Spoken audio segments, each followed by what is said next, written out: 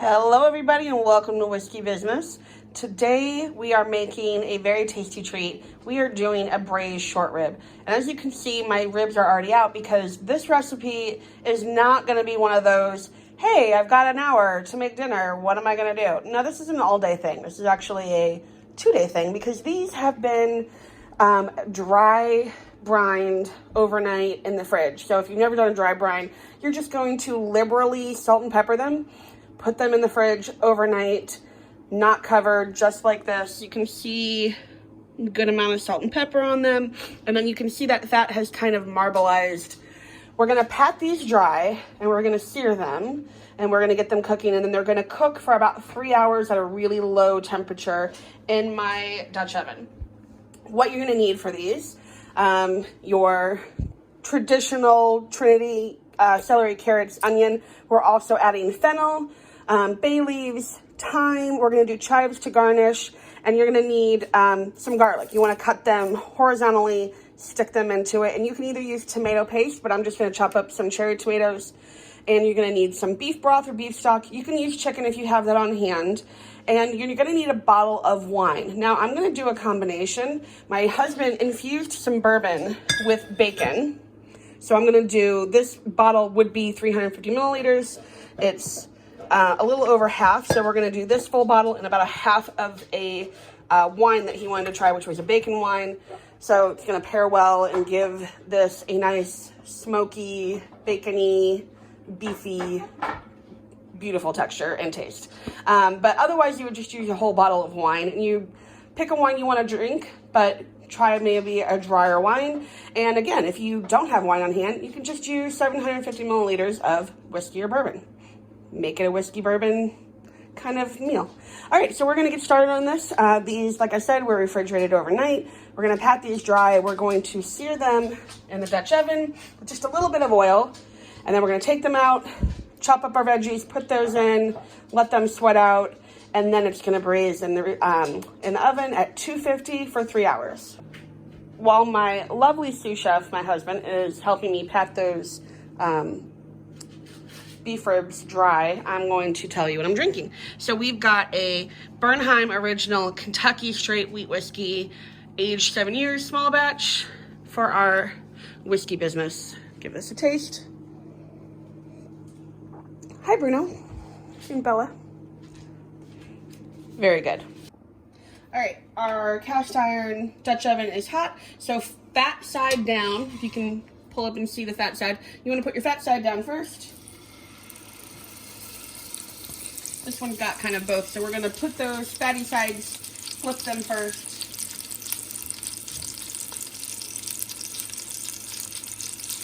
And you want to not crowd them, but you want to let these cook on each side for a few minutes. And you only have a thin film of oil because you're not trying to fry them in here. You're just trying to sear all sides. One more in here, and I'm probably going to have to do this in batches. You don't want to crowd them, so just do them in batches if you don't have enough space, and then you'll be able to sink them in with all your vegetables at the end. All right, it's about time to flip. Now, if you go to pull them off and it sticks, that's an indication that it's not ready to flip over yet. So just give it another 30 seconds to a minute, and then we'll flip those. Okay, I have seared all of my beef short ribs, and I'm just gonna put them on a plate while I now put all my vegetables into the pan. And so we've got, I had two small onions. If you have one big yellow white onion, either one would be fine. And then I've got 3 small carrots and 3 ribs of celery and 1 fennel and 2 garlic cloves, whole bulbs of garlic. I cannot talk today, that we're gonna put in there. Now I have my onions, my carrots, my celery, and my garlic. And all you've done with the garlic is you just cut it horizontally and put that garlic side down. You don't need to peel anything because all of this is going to pretty much be discarded. You're really just using this as a base for your meat to give it lots of flavor. So all of those garlic peels will just come right out, but you're fine. So we're going to let this sweat out for about 5 to 8 minutes. Then we're going to add our tomatoes and then our stock and our herbs, and we're going to put the meat back in, and then we're going to put it in the oven.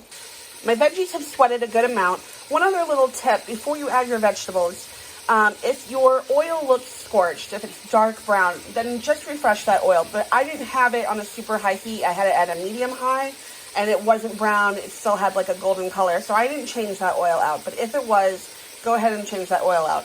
I'm going to stir my vegetables here just in case there's any brown bits or anything stuck to the bottom of the pan, and then I'm going to add my tomatoes.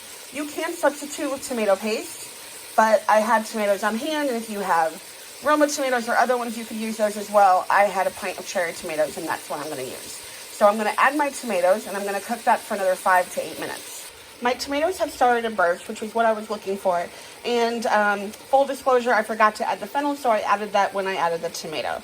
Now I'm going to add my herbs, and what I did is I've got about a good 5, 6 sprigs of thyme, and then I took one of the prongs of the fennel just to add some extra herbs in there, and I'm going to drop this down in it, and we are going to add our bourbon, which I'm asking my husband to open it up for me because I only have one hand.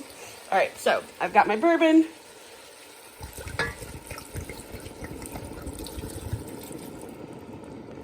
And while he gets me 2 cups of beef stock, I'm going to add some of this wine in as well. A little more. Okay. Sorry if my camera there is bouncing around. I'm trying to do all this with one hand. So, 2 cups of stock. I'm doing beef, but you can do chicken or vegetable if you prefer. And you would want like a whole bottle of wine. I did about 200 milliliters of this bacon-infused bourbon that my husband made, and less than a half of a bottle of red wine, which is also a bacon wine. Bacon. Which on the back it says, there are 2 kinds of people in this world, people who like bacon and people who are wrong, which is kind of a motto that we live by. So we're going to bring this up to a simmer and add our short ribs in there, and now we're going to pop it into the oven. Along with, I might add a couple of tablespoons of whole peppercorns. And I very lightly salted my vegetables because all of that meat is going to have a lot amount of salt and pepper in it, so you don't really need to add any salt. I just slightly kissed the vegetables with a little bit of salt. Okay, now I am adding all of my short ribs back in, and we are gonna bring this up to a simmer. And I'm gonna cover it, but only like partially cover it. You want a little bit of that liquid to kind of evaporate. And then as soon as my oven is ready, we're gonna cover it then, and put it into the oven at 250 for 3 hours. I'm peeking in on this starting to simmer. And I was just going to mention that along with this, you would normally eat this over mashed potatoes, which is perfectly fine. I'm going to make grits because I have them on hand, and I just wanted to try something different. So I'm going to make a creamy, cheesy grit to put this over. But you can do this over mashed potatoes or whatever you prefer.